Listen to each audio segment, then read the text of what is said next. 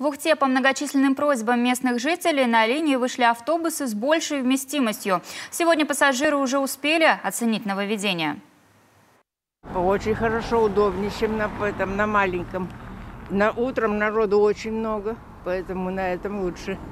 Удобно, конечно, еще бы почаще ходили. Лучше бы было. Всегда полный автобус, всегда полный. Напомним, из-за болезни водителей на фоне общей нехватки кадров у местного перевозчика на нескольких пригородных маршрутах возник коллапс. Ухтинская администрация и руководство транспортного предприятия приняли коллективное решение.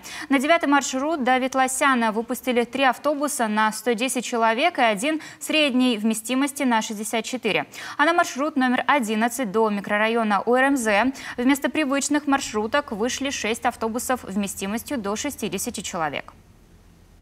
1 автобус вернулся с ремонта наш большой, и 2 автобуса большой вместимости мы арендовали. Все остальное мы закрылись собственными силами.